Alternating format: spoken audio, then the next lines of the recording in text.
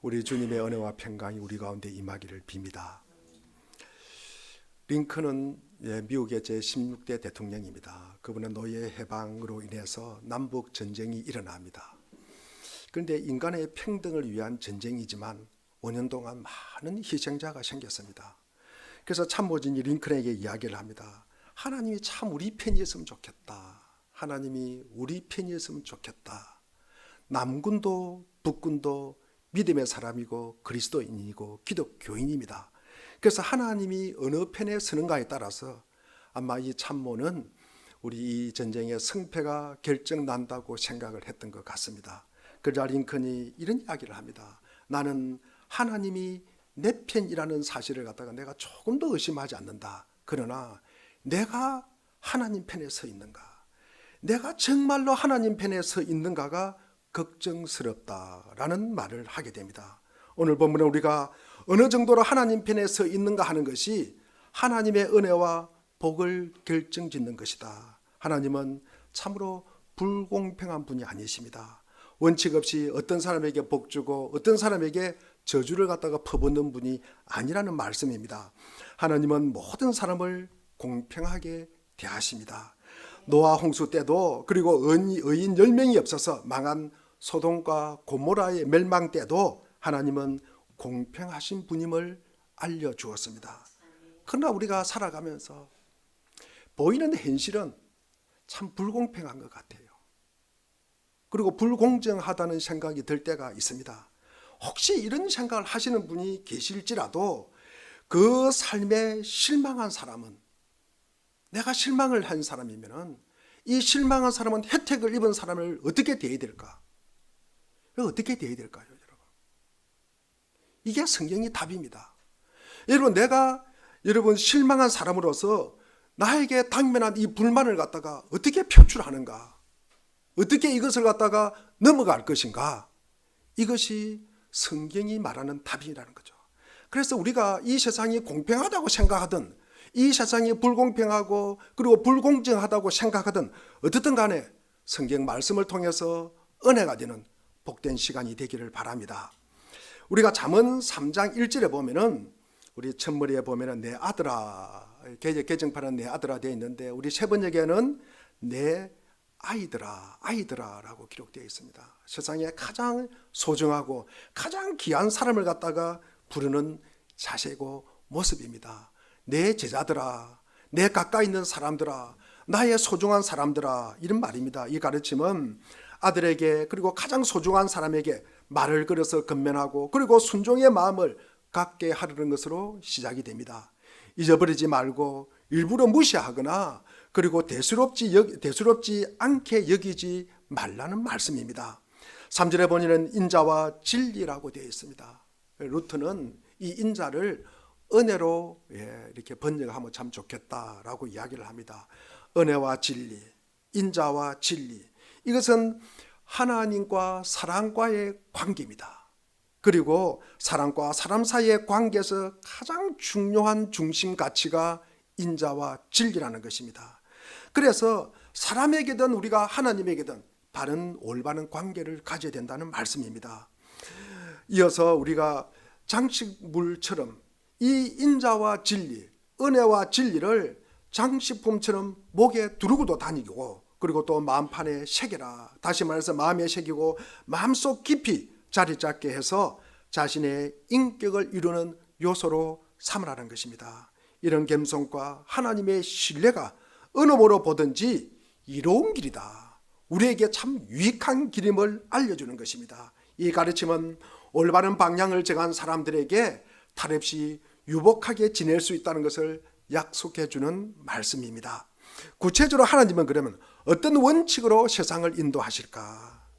우리가 어떻게 하는 것이 하나님 편에 서 있는 것이라고 할 수가 있을까? 여러분, 이것을 우리가 본문으로 여러 가지로 우리가 설명이 가능하지만 우선 우리가 오늘 1절부터 10절까지 내용 중에 홀수절 1, 3, 5, 7, 9는 하나님의 기대와 명령입니다. 그리고 이어서 짝수절 2, 4, 6, 8, 10은 그에 따르는 복을 기록하고 있습니다. 그러니까 전자는 조건절이에요. 조건절. 그 다음에 후자는 그에 상응하는 결과를 갖다가 말씀하고 있습니다. 그러면 우리가 1절과 2절을 갖다가 우리 1절부터 먼저 한번 읽어보겠습니다. 1절. 자, 시작. 아이들아, 내 가르침을 잊지 말고 내 계명을 내 마음에 간직하여라. 그래서 이런 조건들을 위해서 우리가 이제 그러면 2절을 읽겠습니다. 시작. 그러면 그것들이 너를 장수하게 하며 해가 갈수록 더욱 편안을 누리게 할 것이다. 여러분, 이 하나님의 가르침을 잊지 말고 내 계명을 마음에 간직하면 오래 살고 그리고 너희들이 편안할 것이다 라고 이야기합니다. 자, 우리가 5절, 3절, 4절도 마찬가지고 5절, 6절도 마찬가지입니다. 우리 9절, 10절을 한번 보겠습니다. 우리 9절을 먼저 한번 읽어보겠습니다. 시작.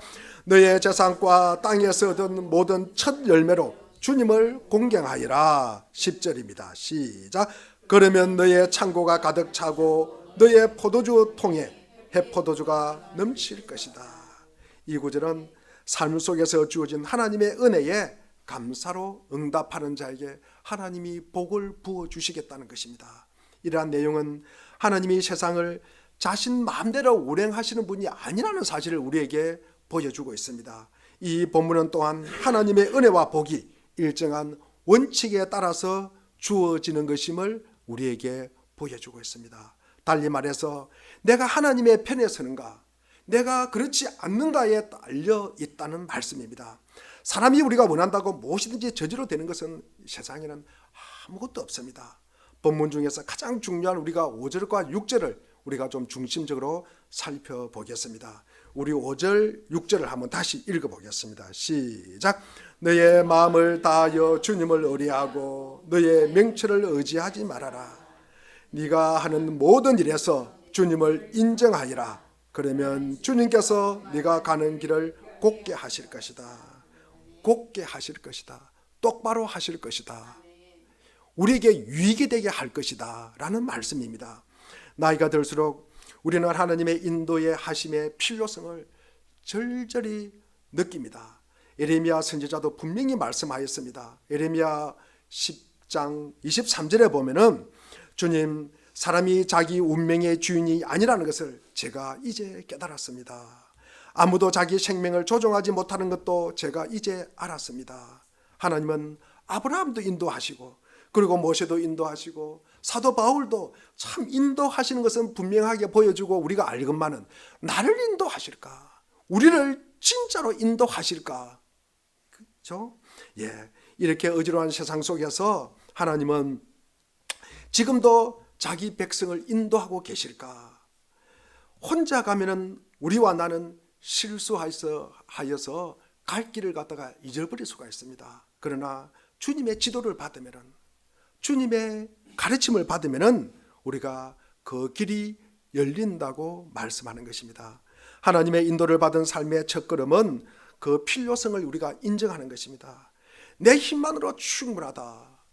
나는 지혜롭고 아는 것이 많아서 내 힘만으로 충분하다고 생각하면 하나님은 우리를 인도하지 않습니다. 그러나 내 한계를 깨닫고 그것을 하나님께 인정하면 그분이 우리를 이끌 수가 있습니다. 하나님의 인도를 받으려면 믿음이 필요합니다. 삶의 일상적인 활동에서도 마찬가지입니다. 우리가 낯선 곳을 찾아갈 때 주소만 들고 찾아갈 때가 있잖아요. 그러면은 아마 뭐 그 주위에 가서 뭐 파출소에 가서 묻든지 동사무소에 가서 묻든지 지나가는 행인을 잡고 묻든지 요즘 뭐 내비게이션을 갖다가 켜고 가지만 우리가 나름 이거를 따라가면은 목적지에 반드시 도착한다. 여러분 그 사실을 믿기 때문에 우리가 따라가는 것 아닙니까? 삶의 특정한 문제로 결정을 내려야 할 때도 마찬가지입니다. 우리는 대체로 전문가에 가서 물어봅니다. 전문가는 내게 바른 조언을 해줄 것이다 는 사실을 갖다가 믿기 때문에 우리는 그 말을 경청하고 듣게 되는 것입니다. 그래서 잠언 3장 5절 6절은 믿음으로 시작한다는 거죠. 5절에 너의 마음을 다하여 주님을 의뢰하라. 주님을 신뢰하라는 말입니다. 하나님은 우리가 그분을 믿고 삶을 맡기기를 원하십니다. 다윗은 시편 23편 3절에서 나에게 다시 새 힘을 주시고 당신의 이름을 위하여 바른 길로 나를 인도하신다. 이 사실을 갖다가 믿는 거예요. 당연히 우리는 주님을 의지합니다. 그분은 모든 것을 아시고 나의 속 내장까지도 아시는 분이잖아요. 그래서 우리를 또 사랑하시는 분입니다. 절대 우리를 잘못 인도하지 않을 것이다. 그 사실을 믿는 거죠. 그분께서는 우리의 삶에 대한 완전한 계획이 있습니다. 그분께서는 우리가 그 계획대로 따라 살아가기를 원하십니다. 물론 우리가 생명부지의 사람을 의지하는 것은 아닙니다.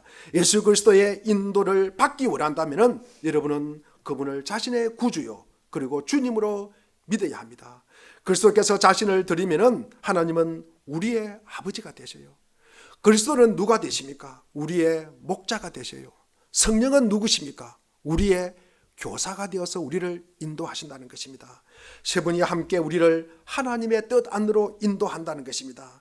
잠언 4장 18절에도 보면은 의인의 길은 동틀 때 햇살 같아서, 여러분 동틀 때 해가 비쳐요. 얼마나 밝습니까? 얼마나 휘황찬란하고 얼마나 깨끗합니까? 여러분 믿지 않는 사람들은 어둠 속에서 행하지만 하나님의 자녀는 빛 가운데 행하는 것입니다. 믿는 자는 어둠에서 빛으로 나왔습니다. 여러분 잠언 우리가 3장 5절에서 마음을 다하여 여호와를 신뢰하라고 합니다. 주님을 믿는 사람은 우리가 믿음을 우리가 건성건성 대충대충 시간 나면 가는 것이 아니라 여러분 전심을 다해서 우리가 믿는다는 것입니다. 우리가 마음을 다하여 믿는 것입니다. 그 마음에 조금만 가지고 믿는 것이 아니라 100% 마음을 다하여 믿는다는 것입니다. 우리 야고보서 1장 8절에도 야고보는 우리에게 두 마음을 품어 모든 일에 정함이 없는 자가 되지 말라고 권면하고 있습니다. 예수님은 한 사람이 두 주인을 섬기지 못한다고 마태복음 6장 24절에도 우리를 경고합니다. 우리 마음속에 불순종이나 우리에게 반항이 있으면 이 반항의 영역이 하나님의 인도하심을 거부한다는 말씀입니다. 반면에 우리가 전폭적으로 그분께 주님을 자신을 갖다가 드린다면은 그분은 약속대로 우리의 걸음을 인도하실 것입니다. 내 명철을 의지하지 말고 나를 따라오라고 합니다. 이 말씀에 우리는 따라가는 것입니다. 우리의 명철을 의지하지 말라는 하나님의 경고는 우리의 머리, 우리의 뇌를 갖다가 사용하지 말라는 그런 말이 아닙니다. 하나님의 인도가 여러분 어떤 순간적인 감정이나 순간적인 기분이나 여러분 어떤 신비한 소리나 그 다음에 이렇게 좀 신기한 어떤 분위기, 환경 여기에서 우리가 주어진다고 생각하는 것은 이상하다는 거죠. 그것은 이상한 것입니다. 이 이상한 생각을 품고 있는 사람들이 많습니다. 그것은 사실이 아니라는 거죠. 우리가 교회를 다니면서 그런데 자꾸 우리가 의지하고 그것을 갖다가 하나님의 성령의 인도하심이라고 생각하는 것은 여러분 오산이라고 여러분 착오입니다. 하나님은 이 자신의 진리를 우리에게 전달하시되 그분의 말씀을 통해서 그분이 우리에게 생각을 주는 거예요. 그럼 우리 생각 속에서 이것이 뭡니까? 행동으로 이루어져 나가는 것입니다. 아시겠어요? 여러분 하나님은 자신의 진리를 우리에게 전달하시되 그분의 말씀을 통해서 우리의 생각 속에서 그것을 갖다가 이루어 나간다는 말씀입니다.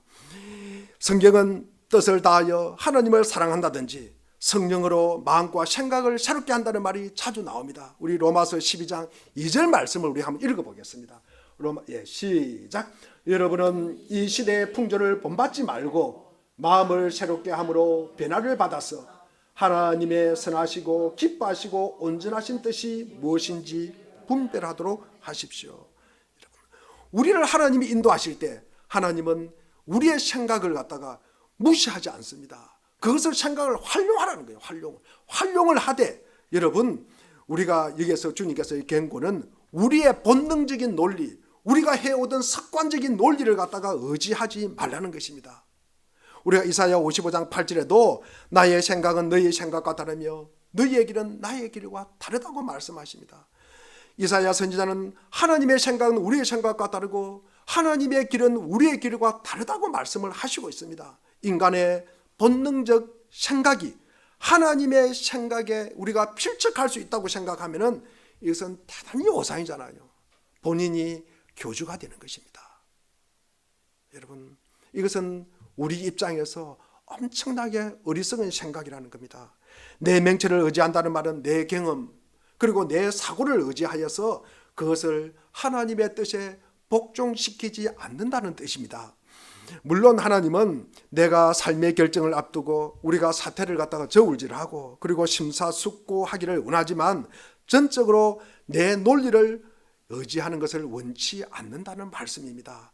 이 원리의 몇 가지 예를 갖다가 우리가 성경에서 한번 찾아보겠습니다.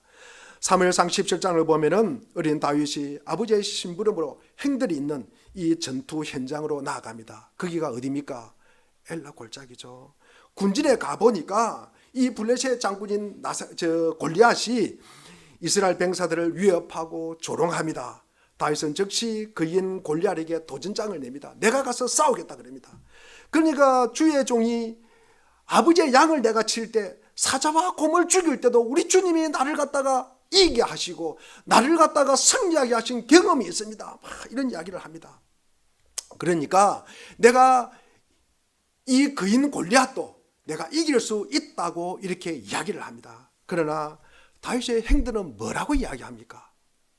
야, 비웃잖아요. 내게 맡긴 양치는 거 염소 너 어떻게 하고 여기 왔느냐? 여기 너 있을 자리가 아니야 라고 이야기를 합니다. 사울은 그에게 맞지 않는 군복을 또 입히 주려고 하잖아요. 여러분, 그들은 자기 명체를 의지했지만 사울도 마찬가지고 이 다윗의 행들도 마찬가지입니다. 그러나 다윗은 하나님의 인도를 따르고 있다는 말씀입니다. 우리가 지난번에도 말씀드린 이 게세마네 동산에서 예수님이 군병들에게 체포가 됩니다. 그때 베드로가 어떻게 했습니까? 칼을 들고요. 이게 대제사장의 종 말고의 길을 갖다가 막 내리칩니다.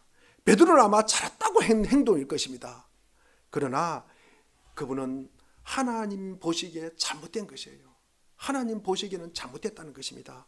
여러분, 예수님은 베드로를 꾸짖으신 뒤에 베드로 때문에 다친 말고의 길을 고쳐주었습니다. 본인 생각에 합리적인 일이 반드시 성경적인 일이 아닐 때가 너무나 많다는 것입니다. 우리가 창세기 6장에 노아를 봅니다. 맑은 하늘 아래에서 배를 만들고 있잖아요. 이게 참 어리석은 일 같습니다. 여러분, 참 이상하게 보입니다. 여호수아 6장에도 여호수아가 여리고성을 6일 동안, 여러분 일주일 동안 여러분 빙빙 돌립니다. 이게 합리적인 일일까? 그러나 실은 하나님의 뜻 가운데 움직이는 것입니다. 우리는 왜 성경을 읽습니까? 우리는 왜 성경을 읽어요? 왜 우리가 성경을 묵상합니까? 우리가 성경을 읽고 기도하면 성령이 우리의 마음을 새롭게 하여서 하나님의 생각으로 우리의 생각을 갖다가 할 수 있게 한다는 거죠. 하나님이 말씀하시고 하나님이 생각하신 것을 우리도 그렇게 생각할 수 있도록 바꿔준다는 말씀입니다. 그래서 우리가 성경을 읽고 우리가 기도를 하는 것입니다. 하나님은 말씀을 통해서 우리 생각 속에서 우리와 대화하는 것입니다. 우리는 내 본성적 지식이 아닌 하나님의 계시를 의지해야 하는 것입니다. 하나님은 무지를 갖다가 장려하려고 하는 것은 아닙니다. 우리가 무식하는 것을 갖다가 원하지는 것도 아닙니다. 그렇다고 우리 인간의 IQ를 갖다가 전적으로 기대하는 것도 원하지 않습니다. 하나님은 우리를 인도하시려면 우리 쪽에서는 두 가지 조건을 충족시켜야 됩니다. 무엇입니까? 믿음과 순종이라는 거죠. 오늘 잠언 3장 5절에도 말한 바와 같이 너는 마음을 다하여 여호와를 의뢰하고 내 명철을 의지하지 말아라. 이것이 뭐예요? 믿음이라는 거죠. 하나님에 대한 믿음입니다. 나아가서 잠언 3장 6절입니다. 너는 범사의 그를 인정하고 그리하면 내 길을 지도하시리라, 인도하시리라. 이것이 여러분 순종이잖아요. 여러분, 참 믿음은 언제나 하나님의 뜻에 대한 순종으로 이어지는 것입니다. 우리 창세기 6장 13절과 14절을 우리 한번 읽어보겠습니다. 자, 13절 한번 읽어보겠습니다. 시작. 하나님이 노아에게 말씀하셨다. 땅은 사람들 때문에 무법천지가 되었고 그 끝날이 이르렀으니 내가 반드시 사람과 땅을 멸하겠다. 14절을 시작. 너는 잣나무로 방주 한 척을 만들어라. 거기까지. 예. 여러분, 노아는 하나님을 믿었잖아요. 그죠? 하나님을 믿는 사람입니다. 그러면 그 믿음을 무엇으로 입증하였습니까? 그렇죠. 하나님께서 사람과 땅을 갖다가 멸하겠다는 말씀을 믿은 거예요. 그 말씀에 따라서 하나님이 말씀하신 배를 지어라, 방주를 만들라, 그 말씀에 순종함으로 그것을 움직이는 거예요. 그것이 이 노아가 믿음의 사람이라는 것이 입증이 되는 것입니다. 여러분 히브리서 11장 8절을 보면은 믿음으로 아브라함은 부르심을 받았을 때 순종하고 장차 자기 몫으로 받을 땅을 향해 나갔습니다. 그런데 그는 어디로 가는지를 알지 못했지만 떠난 것입니다. 이 아브라함이 우리가 믿음의 조상이라고 그래요. 믿음의 사람이라 그럽니다. 그 믿음이 무엇으로 입증이 될까? 여러분 미제의 땅을 향해서 고국을 떠나는 것으로 입증이 됩니다. 말씀에 의지해서 아브라함은 갈 바를 알지 못하고 나아갔다는 것입니다. 우리에게 믿음의 표징이 무엇입니까? 여러분이 이 자리에 앉아있는 것이 믿음의 표징이에요. 여러분이 예배의 자리에 앉아있는 것이 믿음의 표징입니다. 여러분 삼일째 이 자리에 앉아서 삼일째 하나님을 높이고 그분을 경배하는 자리에 앉아있는 것 자체가 뭡니까? 우리는 믿음의 사람이란 표징이라는 말씀입니다. 우리가 잠언 3장 5절과 6절에서 다하여라는 말이 나오고 그 다음에 6절에 보면은 모든 일에 라는 말에 여러분 주목하시기를 바랍니다. 둘 다 전부를 뜻하는 것입니다. 일부를 뜻하는 것이 아니라 전부를 뜻하는 것입니다. 다하여 여러분 100%입니다. 그리고 모든 일입니다. 95%가 아니라 100%입니다. 이미 계시해 주신 일에서 하나님께 순종한다면 모든 일을, 그러니까 아직 계시하지 않는 일에 대해서도 그분의 인도를 확신할 수가 있다는 말씀입니다. 자, 우리의 다음 걸음은 그분의 명대로 순종하면은 그분은 앞으로 자신의 뜻을 갖다가 더 많이 우리에게 보여주실 것입니다. 하나님은 자신의 뜻을 한꺼번에 보이지 않으시고 하루하루 한 걸음씩 아마 보입니다. 그런데 우리가 한 걸음씩 나아가고 우리가 하나씩 보이다 보면 이게 우리가 전부를 알게 된다는 거죠. 전부를 알게 된다는 것입니다. 예수님은 요한복음 7장 17절에 이런 말씀을 하십니다. 우리 한번 17절 한번 보겠습니다. 같이 읽겠습니다. 시작. 하나님의 뜻을 따르는 사람은 누구든지 이 가르침이 하나님에게서 난 것이지 내가 내 마음대로 말하는 것인지를 알 것이다. 예. 어느 신학자 로버트슨이라는 신학자는 순종이란 영적 지식의 기관이라고 합니다. 하나님의 뜻을 알고 나서 순종하는 것이 아니라 일단 순종하면은 하나님이 깨닫게 하신다는 것입니다. 다시 우리가 하나님의 뜻을 알고 나서 순종하는 것이 아니라 일단 순종하면 하나님이 뜻을 갖다가 깨닫게 하신다는 것입니다. 우리 삶에 하나님의 인도를 막는 것은 불순종입니다. 그게 죄라고 이야기합니다. 시편 66편 18절에 보면은 내가 마음속으로 악한 생각을 품었더라면 주님께서 나에게 응답하지 않으셨을 것이다. 여러분, 내 마음속에 하나님의 말씀에 순종했기 때문에 그분이 나에게 응답하시는 것입니다. 삶의 하나님의 인도를 구하려면 당연히 성경을 읽고 우리가 기도해야 합니다. 하나님은 말씀과 기도를 통해서 우리에게 말씀하시기 때문입니다. 그러나 우리가 하는 모든 분야에서 하나님을 인정하는 것 그리고 순종하는 것도 똑같이 여러분 중요합니다. 우리가 하나님을 인정하고 높이는데 우리가 사용되는 일이 아니라면은 우리는 하나님의 뜻과 그리고 상관없는 일을 갖다가 하는 것입니다. 니코스 카잔차키스가 쓴 나비라는 글이 있습니다. 이분이 어느 날 아침에 나는 나무 등굴에 붙은 나비집을 보았다. 그때 마침 나비는 집에서 나오려고 고치에 구멍을 내고 있었다. 그 앞에 한참 기다렸는데 나비에게는 집을 뚫고 나오는 일이 너무나 힘들어 보였다. 그래서 나는 나비가 빨리 나올 수 있도록 허리를 굽혀서 입김으로 나비집을 하면서 따뜻하게 만들어 주었다. 정성을 다해 서둘러서 나비집을 따뜻하게 만들어 주었더니 바로 내 눈앞에서 생명의 활동이 기적처럼 빠르게 일어났다. 구멍이 열리고 나비가 엉금엉금 기어 나온 것이다. 바로 그 순간 축축히 달라붙은 채 마구 구겨진 나비의 날개를 보면서 나는 말할 수 없는 두려움에 사로잡혔다. 불쌍한 나비는 온몸을 부르르 떨면서 날개를 펴부르고 길을 썼지만 허사였다. 나는 그놈 위에 얼굴을 가까이 가져가 입김을 날개를 펴는 일을 도우려고 하였다. 그러나 부질없는 노릇이다. 나비는 참을성 있게 부화되기를 기다려야 하고 또 날개는 햇빛 아래서 천천히 퍼져서야만 했는데 어떻게 손쓸 수가 없다. 내가 입김을 불어 정상대로 나올 시간보다 앞당겨 나온 탓에 나비는 날개가 구겨진 채 미리 나오고 만 것이다. 나비는 필사적으로 버둥거렸지만 내 손바닥 위에서 몇 초 후에 죽고 말았다. 그 작은 시체는 지금까지 내 무게를, 그 큰 무게로 내 양심을 누르고 있다. 그날 나는 자신의 위대한 법칙을 어기는 일이 얼마나 큰 죄악인지를 깨닫게 된 것이다. 우리는 덤비면 안 된다. 우리는 성급하게 굴어도 안 된다.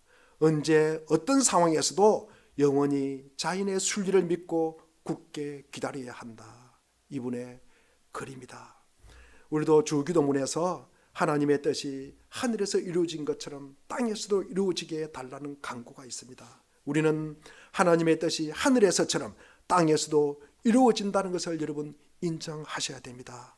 오늘의 내가 있게 된 것도 하나님의 은혜로 인한 것임을 인정하셔야 합니다. 내가 하나님의 사랑을 받게 된 것이 나의 어떤 도덕적 선행이나 자발적인 선택이 아니라는 것도 여러분 인정을 하셔야 됩니다. 내가 착해서, 내가 똑똑해서, 내가 잘나서, 내가 간절히 원했기 때문에 하나님의 사랑을 받고 있는 것이 아니라는 얘기입니다. 도리어 하나님의 무조건적인 은혜로 우리는 하나님의 사랑 안에 거하고 있는 것입니다. 이 하나님을 우리의 삶에 구석구석 우리가 인정한다면 우리는 행통을 입을 수가 있습니다. 범사의 하나님을 인정하는 자라야 건강할 때나 우리가 병들 때나 성공할 때나 실패할 때조차도 하나님의 복과 사랑을 확인할 수가 있습니다. 우리 사랑하는 교우 여러분, 이제까지 내 지혜와 명철에 의지했으만 살아온 것은 아닌지, 나의 뜻과 생각과 계획을 하나님의 뜻과 명철보다 앞세우면서 살아온 것이 아닌지 깊이 생각해 보는 시간입니다. 이제 앞으로는 무슨 일이 있어도 나의 뜻을 무리하게 고집하지 않고 도리어 마음을 새롭게 하여 하나님의 뜻과 지혜와 길을 따라가기를 바랍니다. 나의 지혜와 명철을 의지하기보다는 하나님의 지혜와 명철을 의지하고 그의 말씀에 순종하면서 살아가기로 생각하고 결심하고 그리고 나아가십시오. 예수님이 십자가상의 마지막 기도에서 내 영혼을 아버지의 손에 부탁합니다 는 것처럼 무슨 일이든 하나님께 내 생각을 맡기는 심정으로 최선을 다하기를 바랍니다. 그러면 하나님께서 여러분의 길을 인도해 주실 것입니다. 아무리 좁은 길이라도 하나님께서 좋은 길을 예비해 주실 것입니다. 하나님은 우리의 삶에 대한 청사진을 갖고 계십니다. 사랑으로 그 계획을 이루기를 원합니다. 단 우리의 협력이 필요합니다. 잠언 3장 5절 6절의 공식은 아주 간단합니다. 믿고 순종하라. 믿고 순종하면 된다는 말씀입니다. 우리 5절 6절을 한번 읽어보겠습니다. 다 같이 시작. 너의 마음을 다하여 주님을 의뢰하고 너의 명철을 의지하지 말아라. 네가 하는 모든 일에 주님을 인정하여라. 그러면 주님께서 내가 가는 길을 곱게 하실 것이다. 이런 복된 삶이 우리 모두의 삶이 되기를 주의 이름으로 축원드립니다. 기도하겠습니다. 하나님 아버지,